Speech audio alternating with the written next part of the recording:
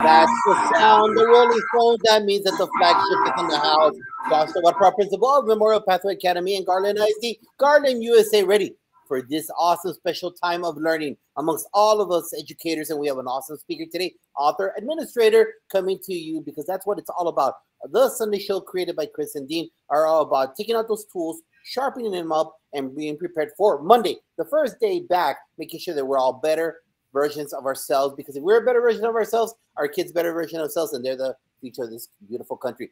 So please, if you are in Alaska or you're in Hawaii, whether you're in Maine, whether you're in Florida, or anywhere in the 48 middle United States, join us. If you're watching this on the rebroadcast, please like and share, because this evening and all the other evenings are about going stronger together. What do you think about that, Dean? Josh, great job. You keep on leaving yourself out as the person who's responsible for putting these shows together as well. You do just as much, if not more, than both of us. So at the end of the day, I want to say thank you for that. And I want to say thank you for your commitment to getting better across the nation and helping people get better as well. Again, my name is Dean Packard. I am the proud principal of Charlton Middle School in Charlton, Massachusetts, that little sleepy town in the center of New England and center of Massachusetts, way down south, right along the Connecticut border. So again, it's great to be with you again, Josh. You know, again, tonight we're going to be bringing Zach in. Zach has been with us before. Zach is a rock star administrator and an author. And what I like most about Zach is he's got energy to burn, man. I remember when I was younger, and I remember that little glow that I had. I'm starting to lose it a little bit, Josh. I don't know why.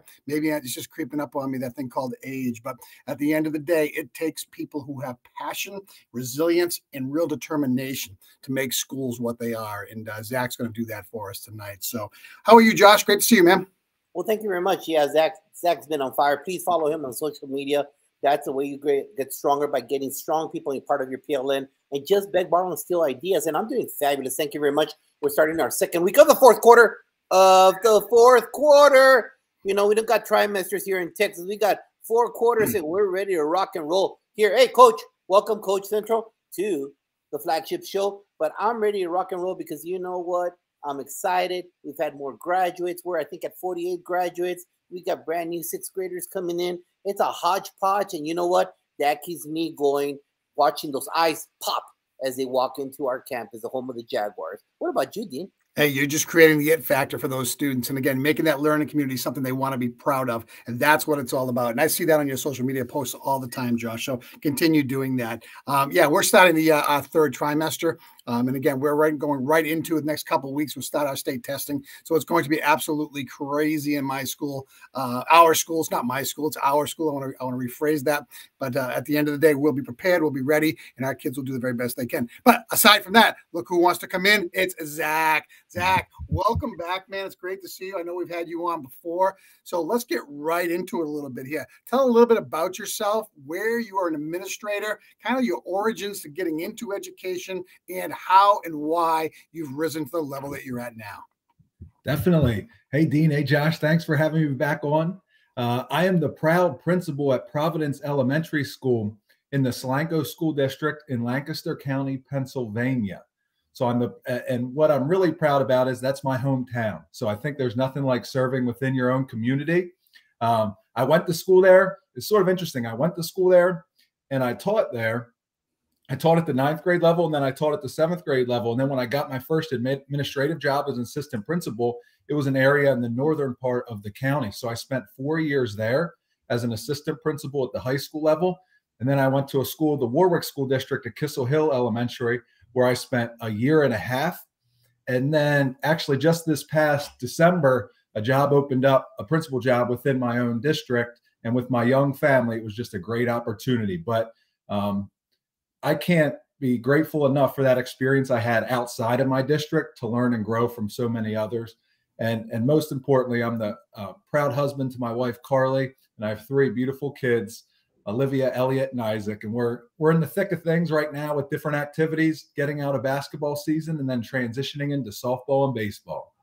I remember those days well. Your nights and days are going to be encompassed by sitting on the sidelines or coaching, whatever you do. But I'll tell you what, watching them grow, and there's no greater thing you can do except putting them in sports and allowing them to work through the opportunity to understand not only the game, but understand life. And that's what sports do for all kids. And I think it's a great thing that you're involved with all of that. So again, welcome back, man. I know you've been on before. It's great to have you. And Josh, I'm going to kick it to you, bro. Hey, Zach.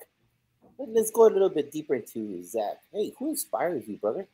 Who inspires you? Who brings that light? That's great. That's a great question. I think I'm going to say my family. So I live within a mile radius of my parents and my two sisters and their families. And my parents' address is it's a 409. So we call ourselves 409.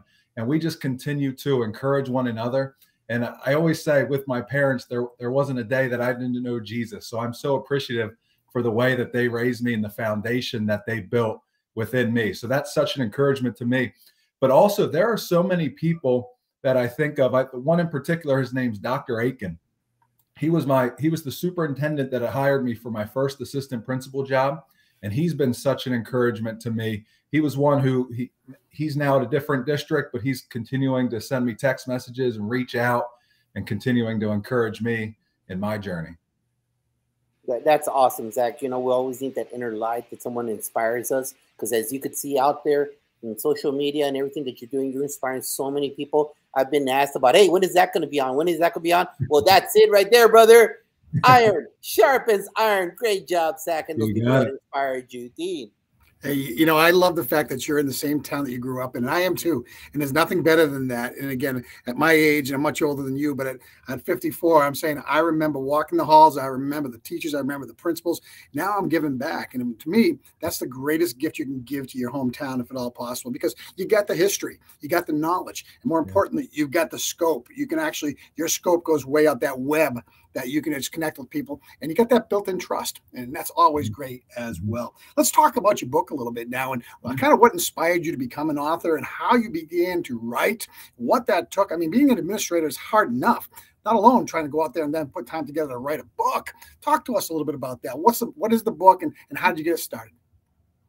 Yeah, so the book is called Leading with a Humble Heart, and it's a 40-day devotional for leaders. And if I go back, really, in 2015, 2016, life was going as planned for me. And then all of a sudden I fell off. And what I came to realize, I was battling a significant season of anxiety and depression. And it was something that I had never come across. During that time, I really started journaling. I was really, as I said, I was raised in the faith in Jesus, but I really started journaling. I was diving into the Bible, memorizing scripture. And then as I was doing that in combination with my leadership journey, I just saw it all together. As I would listen to podcasts on leadership, as I would go through experiences throughout the day on leadership, I saw it all pointing right there to the Bible and some of those stories with David and Joseph and Moses. And I started just combine all of those in my head and just started to write. So I took my morning devotion time, and instead of doing the devotions, I started writing devotions. I didn't know where it was going to head at the time. I didn't have a book contract. I didn't have anything, but I just started to write. So I would take a scripture verse. I would take a story, something a mentor, in a way, a mentor impacted my life. And then I would just combine that into a takeaway from the scripture. And then I really wanted to build in this time for leaders to slow down and reflect. I feel like we're going, and we don't take the time to stop the doing to do the thinking. So I just really wanted to encourage other leaders to find space, like especially in the morning time, as you prepare to lead others and you have those tasks throughout the day, you need to be at your best so you can help others be at their best. So that's really how the book started to get developed.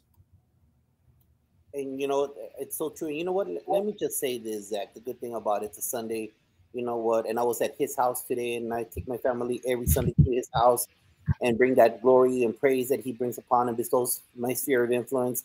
You know what, as educators sometimes, and I'm not preaching or anything, I'm just saying, you know what, he has a lot of educators in his spirit. And sometimes because of what we do, we feel apprehensive in not mentioning him and the word that he brings. And I'm not trying to take this show in or your interview on a different path, but I just know that I'm glad And I take the time a lot of times to just mention him, because without him, I would be nobody. And Yeah. it's crucial that and I value you for saying that. Yeah, I appreciate you sharing that. And I want people to know my job is not to turn my school, a public school, into a Christian school. That's not my job at all. I'm just going out there to try to be salt and light in the world and do my best to encourage others. So, and I quote from Michael Jr., when you know your why, your what has more impact as you're walking in or towards your purpose. And I think part of what helped me during this time is to really get out of some of that self-doubt and step into the calling and being like, hey, you know what? This is my purpose. This is my why as a public educator. So as you're walking in that, talk to us and let us know about, as you talked about your daily writing, what is the setup of the book for? I mean, how am I intended to use this as an educator? That I wake up at 3:30, I get to the gym by 4:15. I get to the gym by 4:15. I'm in there 45 minutes to an hour having a heart attack. I come home and I get dressed, and then I go and I greet my kids getting off the bus and entering our home. Talk to me. I get your book. What's my purpose? How am I supposed to use this? I love it. At the beginning of the book, I set out like a 7S framework, and it's 7 S's. It's really about creating space to be alone with God, being still. We don't have enough stillness in our lives. And that part of the third S is surrender. So just surrender. Hey, I'm not in control of today. So I need to devote this time to the Heavenly Father.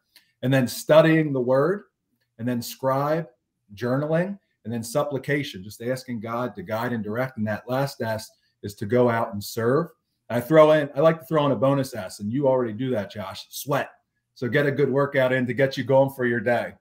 So that's sort of a framework that people can utilize as they start, but then really how it's broken down.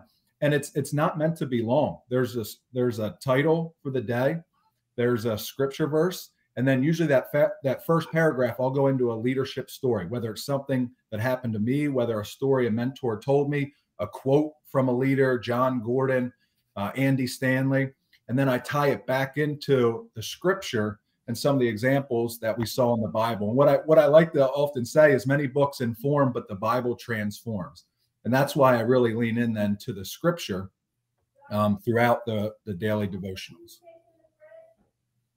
You know, Zach, one of the things that I'm looking at right now, and I'm going back and listening to you, you talked about space. Let's talk about that from an administrative standpoint before I get into my next question. What are some of the things that you do to create space? How does that look in your day? We have a million things we have to do as leaders. Tell me what from the back of your mind and your planning. You get this week in front of you. You see what's on paper, man. We always see what's on paper. But talk to me about how you create space. Yeah, very good. And it starts with the morning. It starts with the morning, and now you're preparing for your day. I mean, before, let's say it's the weekend or the Friday before the next week, I really try to look at my calendar for the next week and really organize it. If I have observations, I get folders set up, and I just get everything set up. So I'm not organizing folders the day of and doing those quick odds and ends, because I really want to make sure I'm being present with people. So as I make space, I call it pressure points. I try to relieve my pressure points. What are those things that are hanging over me that I know I need to get done so I can be fully present with others? And then I often like to say, be where your feet are. So creating that space in my life and that margin in my calendar where I can be present with people instead of always feeling like something else is pulling me.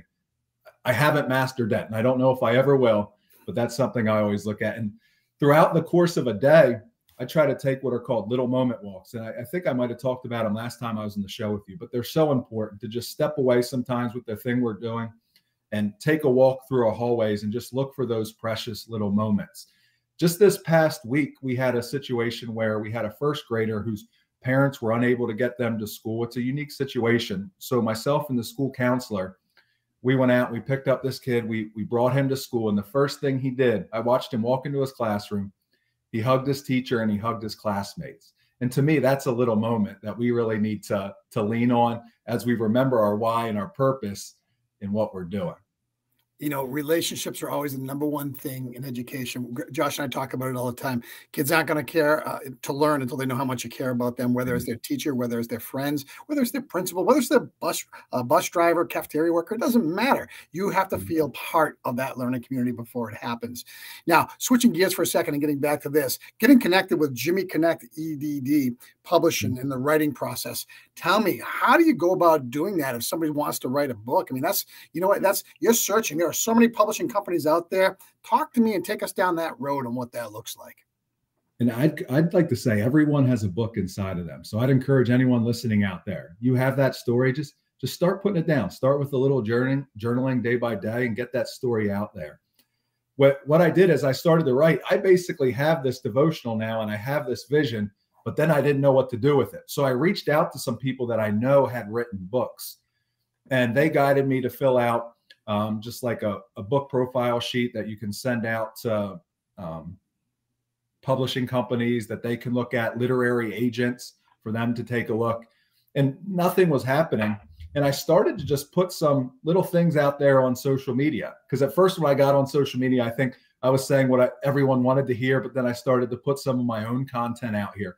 I actually had an assistant superintendent one time when I was telling her about a podcast I was listening to. She came back and she said, I'd encourage you to start creating some of your own content. So that was a huge encouragement to me. But then I posted something like a preface to what I had in mind for this book. And it got some positive feedback. And I started messaging with Jonathan Alsheimer. I don't know if you're aware of Jonathan. He is Next Level Teaching, speaker, author. And I started talking about, hey, I think I'm going to self-publish. And he said, I got an idea. And the next thing I know, I got a Twitter message from Jimmy Casas. I was like, whoa. And he said, because before I had been reaching out to Christian literary agents and book publishing companies. And here's Jimmy Casas, this big name in the education world, who reaches out and says, hey, I want to hear your vision for this project. So the next day we scheduled a Zoom. So I met with Jimmy and Jeffrey Zoll of Connect Ed Publishing, and I just shared my vision. And I showed them some of the daily devotionals, and then I sent it their way. About a week later, Jimmy got back to me and said, hey, I just want to follow up. And he said, we want to move forward and make this happen. And I really appreciated that, because I didn't see that coming at all. And when I was in that meeting with them, I didn't know if I'd ever meet with them again. I have these two guys here who are very knowledgeable in education and writing books. And I said, what do you look for when you're looking through these books? And they said, the leadership market is flooded. We look for what's different. So what's going to be different about it? And I think that's something that was helpful for me, that it is a little bit different. It's not just for educators, it's for leaders, no matter who you are. But I think that's just something that was different about it. And as I circle back to everyone has a story that I feel they can turn into a book, it's because it's different from everyone else. So I encourage people to lean into that. And there is a story in everybody. I love that you said that. And all you guys sitting out there right now, whether you're in leadership or whether you're a teacher or whatever your role is, you have that within you. So be thinking about that. Jot it down on paper, see where it takes you. I love it. Mm-hmm. Hey, Zach, we're all inspired by stuff. And being an author, I mean, I don't understand, because obviously I've been walking those shoes. So you, as an educator, you know, we read 10 billion books in our masters on leadership. We read all this stuff going on. But what specifically helped you? Because you've been all levels, brother. You know, when I went from 9th grade to elementary, that was a cultural shock for me. You know, I had to adapt to that learning, to that environment. So you, as an educator that just finished authoring a book, which authors helped you make sure that you're the best version of yourself, not only as an author, but as a leader, and then that would allow you to put your vision into writing? Yeah. I think what you'll find interesting about my writing is the combination of authors that you'll see. Like you'll see from the faith side of things, you'll see Charles Spurgeon, you'll see Paul Tripp, you'll see John Gordon, Jim Collins, Stephen Covey, Jimmy Casas. It's just a combination of things: educators, leaders, biblical scholars. So just a combination of those things that have really influenced my writing and my thought process. And right now, how did this book evolve? I mean, how did you do it being an administrator? Because elementary, really eats up your time. I don't know what the schedule is in your part of the world, but over here, elementary eats up your time during that moment. And then you're a family, a loving family, you're a family man. How did this evolve into the actual writing of it? Yeah, it's like when you're up at the gym and I see Mel says she's never been to a gym. Those are scary. So Mel, get to a gym. You can do that. But just I say I'm a husband, a father, and a principal, and I write when I can't sleep at night. So just spending a lot of time, especially in the early mornings, that's when my thought process is most clear. And I think people find they have different writing windows. And sometimes you might try to write and you're like, whoa, I'm not getting anywhere. Other times you're like, whoa, this feels like it's flowing and this is some good stuff. So I think you find those windows, as we talked about earlier, when you're creating space. So creating space. And I find I've always played sports and I've always found just structured and having a lot of things within my day is actually helpful for me. I feel more structured and organized throughout the school year than I do over the summer. So I think it's really important to just stay disciplined and stay structured. One of my favorite quotes is small disciplines done consistently lead to big results over time. And that's by Craig Groeschel. And just doing that daily habit. Hey, you're just writing a little bit. I don't know if you've read the book. I'm reading it right now, but Atomic Habits by James Clear. It's really about just those little things. Every action is a vote for the person we want to become. And that's sort of what I started to do with writing, just a little bit and a little bit. And then it just adds up over time. And before you know it, there was a book. What started with a journal of handwritten ideas turns into a book. And there's nothing like holding that book in your hands after knowing the work that you went through. And I don't know it's my fix for not playing sports anymore, but just working through something. You have confidence, you have doubt at times, but you just continue to work through the process. Let's talk about that for a second. The sports you played, Zach. What did you play? The world wants to know. What sports? I played basketball and baseball. I tried football early on. That wasn't for me. People thought because I'm bigger, oh, you're a football player. I just didn't have the football mentality, but I do love football. But I really enjoyed basketball and baseball. So I played basketball and baseball in high school, and then I played basketball in college. And I'm still playing a little basketball in rec leagues now. So you're going to find a day where you're going to stop playing in those rec leagues when your knees start to hurt a little bit, or you get bumped around. I think it was about 37, 38 when I stopped playing. I said, I got to work in the morning. So you're young enough where you still might be able to battle through it. I'm right in that window right now. I'm right in that window. I'm feeling it. It's like slow motion now for the middle-aged guys getting up and down the court, but still fun.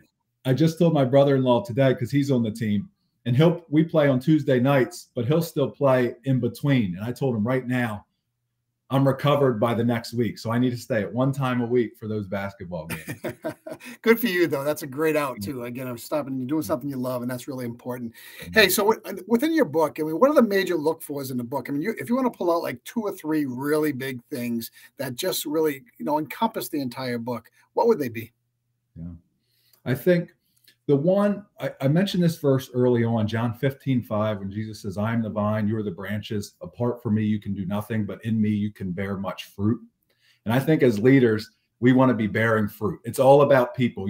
I've been at the high school, I've been at the middle school, I've been at the elementary. And yes, there's differences based on level, but ultimately it all comes back to people.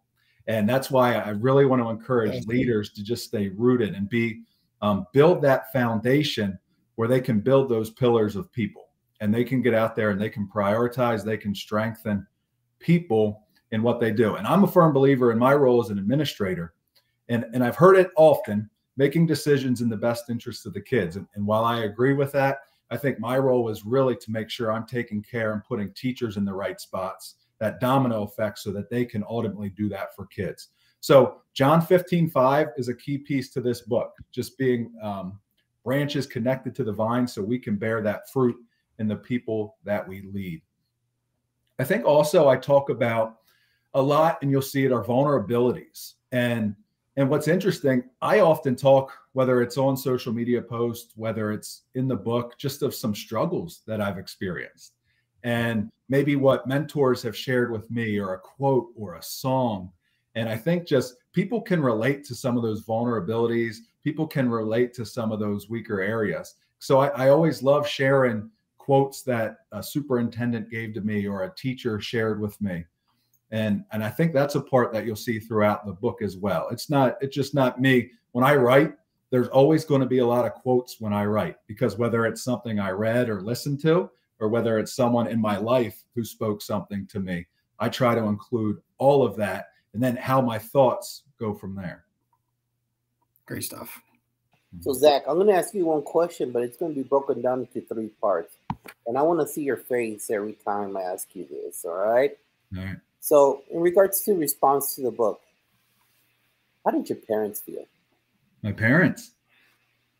I like that question. So they were actually, they read it before it went out. I gave them a copy on printed paper, and they read it. And they were very proud. They were very proud. I think I joked early on when copies were selling, like, oh, 100 copies sold. My mom bought 98 of them, but they were, but they were extremely proud, and they are a huge support. And I talk about them often too, because I say my mom, and I still have it, when I was growing up, on 3x5 index card, she just would write Bible verses and she would lay them by my nightstand. And when I moved, I still have them. And sometimes those are those things that hit me a little bit. And my dad, whenever I would leave the house growing up, he would say, remember who you are and who you represent. So those are some of those things that stick with me, but they are certainly very proud. But I owe a lot to them. Okay, here goes part 2. There are 3 parts. 3 parts. Zach, how do you feel when you got the final copy and you brought it home to your family? It was an unbelievable feeling. I remember it. The mailman came, and our mailbox must have been blocked. So he walked it up, and we knew what was coming. We knew it was a book. And I think my wife might have mentioned, he wrote a book that's in there. And so right there at the top of my driveway, we opened it. And at the top of the driveway, it was my family hadn't seen it, but that's where they read the dedications at the front of the book. And it was dedicated to my wife, and it was dedicated to my 3 kids. So it was a special moment. I can picture it right at the top of the driveway. I want to make sure that you go back and see this, because your face popped spiritually. That's the Lord coming out through you in the spirit. That's beautiful. And last part right here, Zach, what overall have you gotten feedback? What's the response? I know what I see on social media, but you see it globally. What's the response to your book right now? The response has been very encouraging, because if someone's gone through the book writing process or they're thinking about it, you do really battle days of, wow, you're like, oh, this is good. This is going to be good. And other days like, whoa, you experience a lot of doubt. Will people like this? Will people receive this? I'm putting myself out there. This is pretty vulnerable. So you battle that at different times throughout the writing process. But I've been deeply encouraged by the response. And why I've been deeply encouraged, it's been men, it's been women, and it's been all ages. And for example, there's a guy at church that'll come up to me. He'll be like God's speaking through you to me. Like I might be 70 years old, but I'm going through some of those same struggles. And it was great to lean into that scripture. And I've really been encouraged how it's taken off in public education. Like I said, my goal is not to turn public education into Christian education. That's not my goal at all. But I'm just hoping it can be an encouragement to leaders. And when I say leader, I'm talking about anyone. And I'm hoping it be an encouragement to them as they continue to be an encouragement to others and continue to have that domino effect of encouragement. And you know what, Zach? It's amazing, because that was one of the discussions that we had today in our group at church. We discussed what are we doing as adults to pass on His word, and it's amazing that idea, that concept is even here tonight in our podcast for educators, because that's one of the things that I mentioned. Because you know what, I don't shy away from who or what He has given me and how He has guided me, and it's in my office. I do not leave my beliefs at the school door. And I don't, like you said, I don't push it or promote it, but you know what? Just the basic ideas of being good to your fellow man, the basic ideas of turning the other cheek to avoid TikTok challenges, all those basic concepts that are good, socially aware situations, I think has made me a better individual, and make sure that I'm able to promote that with our students and show the love of what He brings to us. So I think, thank you very much for what you're doing. Yeah, that's fine. Zach, how has writing this book changed you as a person? You know, off the script of one of the questions we didn't have. I just want to know, what has it done for you personally, professionally, and how does it make you think differently than maybe what you did before? Yeah, I'll be honest, where it's been a challenge in the fact that I'll tell my wife, like, I'll pause and say, I need to go back and read my devotional, because I have found, whether it's and it's awesome opportunities, whether it's to be on a podcast, whether it's to speak, whether it's to do more writing. Those are additional things that are pulling me from that space. And I love the verse in Matthew, for where your treasure is, there your heart will be also. And I try to make sure that I don't let this book become my treasure, that I don't let a speaking appearance become my treasure, that I just stay rooted in Christ, and constantly going back to that and letting him guide me. So I will admit there have been, I can sense a distraction waiting to pull me.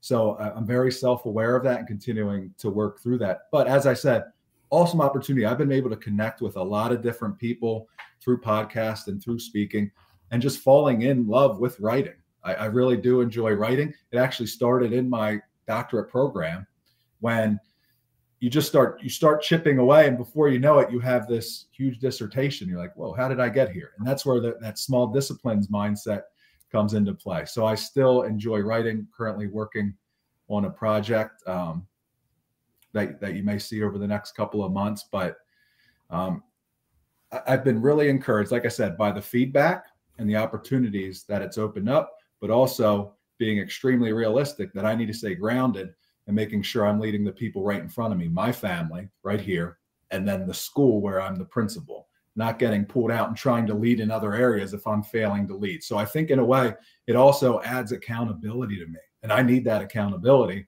as a leader to be taking care of some of those things that I talk about within the book. So I'm smiling for a second, because I can see you at night with your kids, getting them ready for bed and talking to them, trying to pull out the important parts of life and planting seeds for them to become better people along the way. Has the book and how you wrote the book had any impact on maybe stories you tell your kids at night, or how you connect with your kids about helping them see the vision of tomorrow and what they can be? And that's what the beauty of the teacher at heart. Yeah. I always tell them, there's a song by Micah Tyler. It's called Be Different. I say, just go out there and be different. People are going to try to get, the world's going to tell you to be this way. Just be different in what you're doing. And I really encourage them to go out there and be leaders. And just when you put yourself out there as a leader, more people will try to knock you down. And I don't mean that in a doubter or hater way. I mean, people try to find problems or try to push away. And I just encourage them to just go out and lead. And I always tell them, like when my daughter goes to dance, I'll say, dance for Jesus. And sort of like my dad would tell me, remember who you are and who you represent. So just as they go out there, because my oldest daughter is in 5th grade, and I can tell she's getting to some of those challenges where you're feeling more of those peer pressures, where you're hearing more. She comes back with a few more questions, little like curiosity about what's happening to some of her friends, but just continuing to encourage them to be salt and light in whatever they do. You know, Zach, one more question before I do my question. How did your school embrace you as an author? As you know, your school, your district, your superintendent, your community, when you became the author, but not also the principal of the school. I mean, did anything change? Did they say, hey, listen, congratulations, way to put all that time in, great stuff. Hopefully people will read the book or whatever. Or did they embrace you differently in any capacity? Yeah, no, they were great. What's interesting is I've actually gone through that transition this year where I wrote the book and I was at one elementary school and now I'm back at another elementary school. So I've been moving a little bit right now, but it has been really neat to see. Like they'll come in, it makes me feel uncomfortable, but I really appreciate it. They'll come in and want the book signed too. Like, hey, can you sign this book? And I'm like, yeah. Like I said, it makes me feel a little uncomfortable. But the other day I was talking with someone at school who just had a problem the previous day. And she came in to see me because the next day, her devotionals, the title of it, she's reading Leading with a Humble Heart. The title was Confront Problems, Not People. And then she shared how that helped her to get started in her day and bounce back from the previous day. But people have been great in responding to it. One of my friends here, good friend of the family, she's on the school board, and she actually got a bunch of my books, and I signed it for the superintendent. So it's really neat. And we have a great relationship. So I appreciate his encouragement. And he said to me one time, he said that's like when he thinks about his role as a superintendent and his time as assistant superintendent, he compared that to writing a book. Like, you're working through a lot of different projects. You're building on it, you're adjusting, but you're gradually working on a project. So it's been neat to see some of the feedback from colleagues that I work with. We call it in my world building capacity. And what you're doing is you're continuously building your own personal and professional capacity by taking on ventures such as that. I mean, that's fantastic, and it's really good. So I'm just going to circle back, and we're just going to talk about this for a second. We said earlier that everybody has a story inside of them, every person out there. Now, again, how do you, when you say that as an author, how do you envision that being accepted by the people that are out there? When I meet with kids all day long. You know what I say? Tell me your story. I want to know where you're from. I want to know why you do what you do. I want to know why you think the way you do and act the way you do. So how do we as leaders try to pull that out of individuals? It doesn't have to be for writing a book, but more to be able to articulate out who they are and what they're all about. Yeah. And it begins with that foundation, like you're saying there, Dean. You build that relationship, and you really get to talk with them. And I'm a huge believer in that. One of my favorite things is to watch teachers and help teachers maximize their gifts and abilities as teachers and as leaders to bring that out in students. So even when I meet with a teacher, sometimes I say, hey, like, where do you see yourself in 5 years? Are you looking to be an instructional coach? Because I want people to continue, like you said, building capacity. Like, I want staff to be constantly, it's not like you want them to leave, but where are they themselves looking to grow? And I'd encourage people to always be reflecting on that. Where are you looking to grow? And see that in the people that you're leading. And then I want teachers to be able to see that in the students that they're leading. What do those kids love? What are they passionate about? Where are we going to continue to try to grow them? Zach, where do you continue to see yourself growing? What's down the road for you? Talk to me a little bit about that. I want to hear that. Are you going to stay being an elementary principal? Do you want to go up the ladder? Do you want to learn central officeisms, we'll call it? Talk to us. Great question. I'm always nervous to answer because I never know. You never know who's listening. Come on, there's a shot. But I enjoy writing. Really looking to gain some solid experience where I am right now as principal of Providence Elementary School. I do have my superintendent letter of eligibility, and it certainly interests me. I love challenges. With those challenges, I love those opportunities. So definitely something I'm looking at. And like I said, I'm just a big believer investing in the people where I am right now, right here within my community. Like you talked about, Dean, there was just something different when I became principal at Providence Elementary School in my home district, when I walk those hallways and I see those kids. And that's something that inspires me daily to continue to push them to be the best that they can be. Man, I absolutely love it, man. You've inspired me. I've never written a book. I've read a few over my days, but I'll tell you one thing.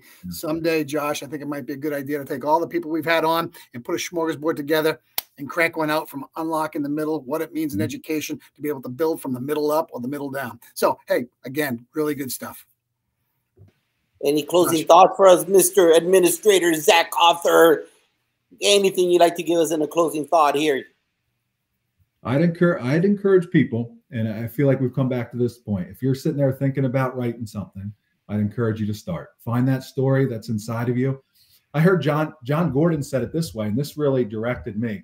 He said, this might sound a little bit morbid, but let's say you're not here next week, that you're no longer here next week, and you could leave one thing behind that people continuously read. What would you want to leave? And that's when I was really going through writing this. I thought to myself, this is what I want to leave. So I'd encourage people to do the same thing. Think about that thing. If you're not here, if you're not able to share your message, what's that message that you want to leave behind that people can still hear you sharing? And then he would say, when you finish that one, go on to the next message that you want to leave behind. You know what, Zach, your passion, your drive, your perseverance, it's embedded in everything that you're doing. So your school district's lucky, your school's lucky to have you, your community's lucky to have you. Listen, my AAU basketball days, we drove through Lancaster all the time. Hoop group down there. We're going to that all the time. So I remember the area. It's a beautiful part of the country. There's no doubt about it. And you're sitting fat in a sweet place where you're making a difference for everybody around you. And man, you're writing, you're selling, you're doing those things.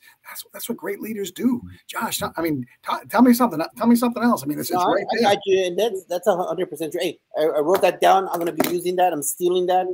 What will you leave behind in writing? I love it. That's part of the I stole, so it's perfect. But you know what? I would be remiss if I do not say high five to Jimmy Casas. He helped you out. He's always helped us out when we call upon him. He's a fabulous guy. So I highly encourage everybody to reach out and follow him. He's a fabulous educator, not only, but a beautiful person. So shout out to Jimmy Casas. And I think we've had a great session today, Dean, doing awesome things. But you know what? It's not over. Never over. It's not over, Dean, because this Tuesday we have office hours. How long is the show, Dean? How long is the show? I believe it's 20 minutes, Josh. 20 minutes. 20-minute problem-solving show. So join us 9 to 9:20 for office hours this coming Tuesday. And the following week, we have the Red Zone. The Red Zone with the curriculum, the who and the what. And we have some awesome presenters on that day discussing content in the classroom. So thank you for joining us today. Zach, awesome job. Home run, as Principal Confella always says. Let's go home, Dean. Absolutely, guys. Hey, Zach, thank you so much for joining us, man. Any last words for everybody listening? Hey, thanks, Dean. Thanks, Josh. Really appreciate the opportunity to connect with you again and share a little bit about my story. Thank you. I'll tell you what, and your story is going to keep growing. There he is. Zach, thank you so much for being with us. Everybody out there in Unlocking Middle Land, have a great week. And make sure, understand, kids come first.